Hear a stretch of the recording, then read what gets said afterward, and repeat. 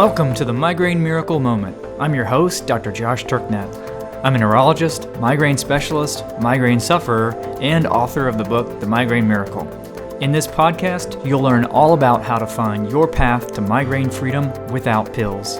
Let's get started.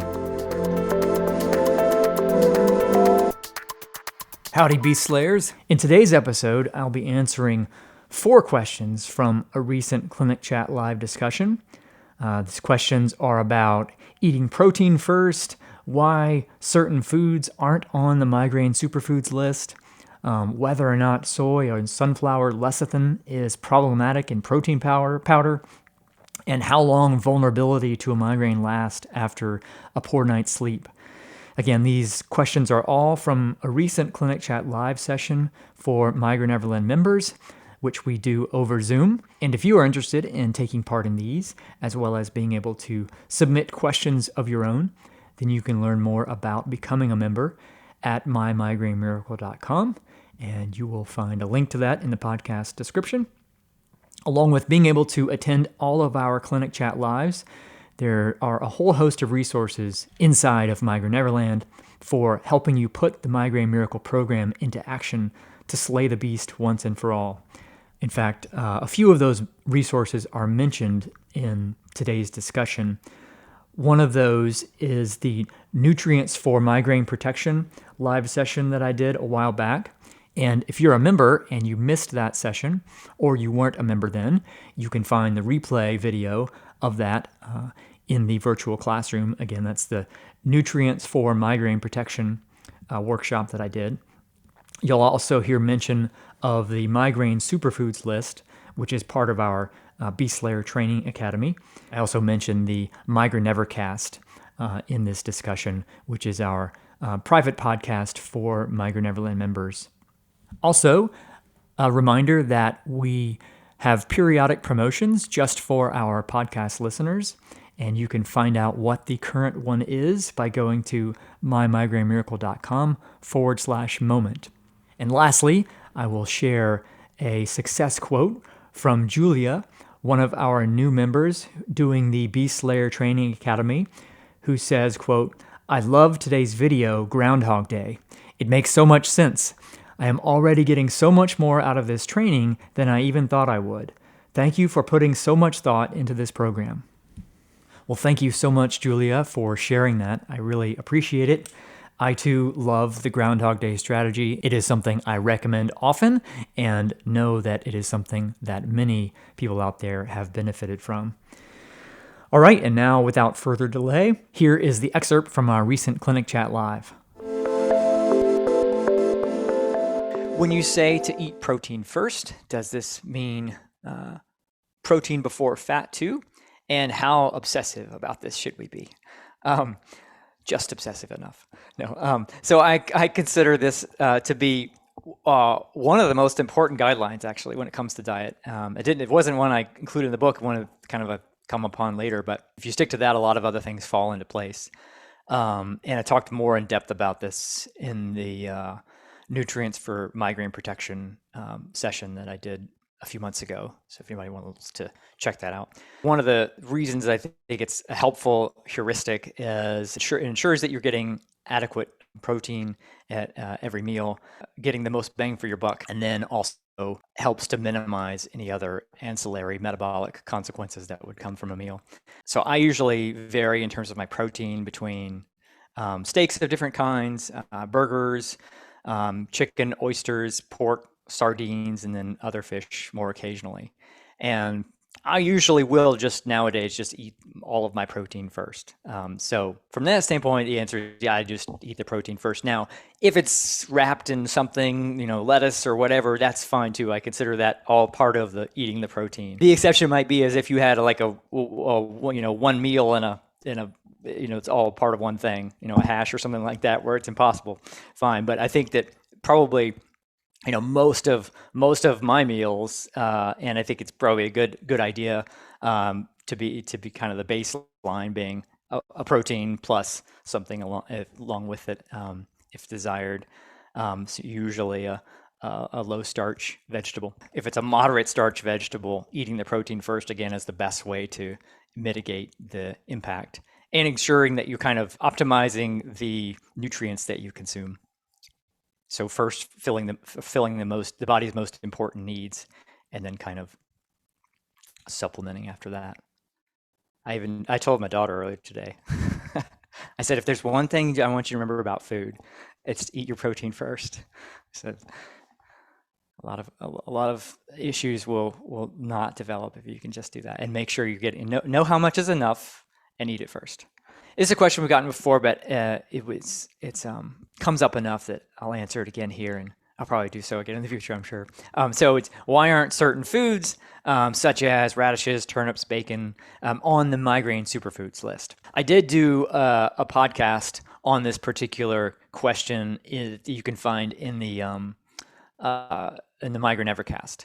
So, but the gist is that that list, the superfoods list, was initially created to kind of illustrate how to reframe thinking around food. So, it's common for the migraineur to kind of walk around thinking about this list of things to avoid, what the bad foods are, and an example of how mindset or the worrying itself about certain things can inadvertently make the underlying problem worse. So the idea was to illustrate how we can flip our thinking and try to identify what helps us rather than what hurts us, and the mindset shift that goes along with that is in and of itself beneficial. It's not just a better approach psychologically, but also from a practical perspective, to just identify the things that work and then stick to those. And the things that make us feel great, figure out what those are, and then put the other stuff out of our awareness. That's not always an easy transition to make, because we've been thinking in this other way for so long. So I think that's reflected in those questions that we sometimes get about why isn't food X on the list, and there's a concern in that. I know that worrying that food X is not on the list because it's harmful, but of course that's not the intention of that list. And so the point there being that if there's something not on the superfood list, it doesn't mean it should be avoided. The list also wasn't intended to be exhaustive list of everything. But that being said, you could eat exclusively from that list and still have an abundance of options at your disposal. And that was another intention, was to kind of inspire gratitude at just how many things we have easy access to that are nourishing and protective and taste great, as opposed to thinking about the things that we're not eating that we wish we could. So, if you're looking for what to avoid, then just following the basic Migraine Miracle guidelines are going to be the best. For the diet guidelines are going to be help you in clarifying that question. Whereas the superfoods is more along the lines of, these are kind of the most nourishing and protective ones that we have. But that doesn't mean, if it's not on there, to avoid it. I noticed that soy and sunflower lecithin are ingredients in my protein powder. Are they problematic? And this is a short one. The answer is, I don't think so. So the lecithins are a byproduct of the production of those oils. So sunflower oil, and they're used as an emulsifier in certain things, but neither contain the actual compounds from soy or sunflower oil that we'd be most concerned with. And the quantities are likely really low. So that's one of those things, one of those additives that I don't typically worry about. You'll see them in chocolate as well. So yeah, I think you can safely consume anything with those in them.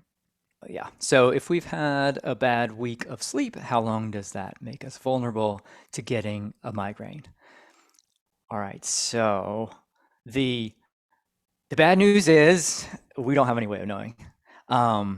And the good news is that I don't think knowing that is going to help too much.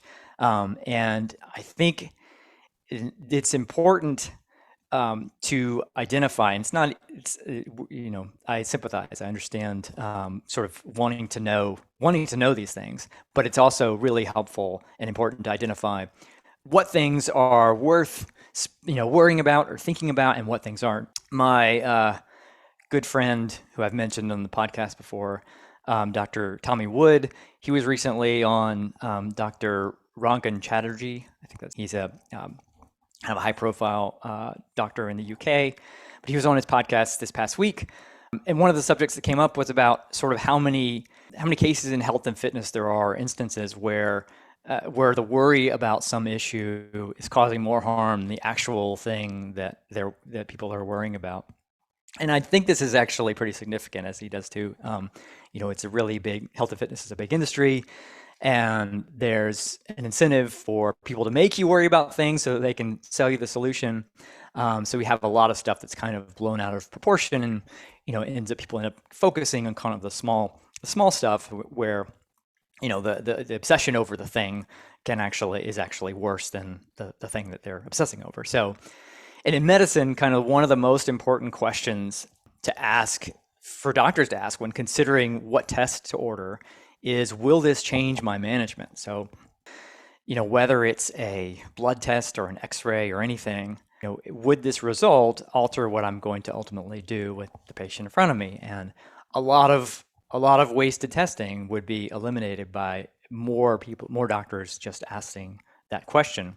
In fact, I would encourage you, anytime you getting a test or one that's recommended, to ask your doctor that question: how will these results potentially impact what I do or what you'd want me to do? Because there are a lot of things where the results actually aren't going to change. And this is a scenario, I think, where that probably applies as well, is that knowing, there's probably the most common question: how do I know if I'm out of rebound, right? Which we've discussed at length about kind of the issues there. But fundamentally, it really doesn't change what we're going to do. It's not going to alter the basic fundamental principles that we're going to follow to try to minimize the impact of abortive drugs. And same thing here. So while we don't know, what's the impact of a bad night's sleep, and it's probably super variable, but just as we talked about earlier, if we've developed a certain level of resilience, then obviously sleep is one of those factors that enhances our resilience. But if we are well supported and resilient in all these other domains, have a bad night's sleep, it's probably gonna have a lot less impact on us from all sorts of perspectives, including our vulnerability to the beast, than if it's compounded with a bad diet and a lot of stress and so forth. So how sensitive we are, how able we are to recover from something like that is going to depend on what everything else is doing. So we'll be highly individual, but so it's one of those things we can't know. We probably would never be smart enough to know, but ultimately, at the end of the day, probably not going to change what we end up doing. All right, thanks so much for listening to this episode of The Miracle Moment. If you haven't already, be sure to subscribe to the podcast in your podcast player of choice. And if you know any fellow migraine sufferers, please feel free to share it with them as well. And now it's time to go out and slay the beast.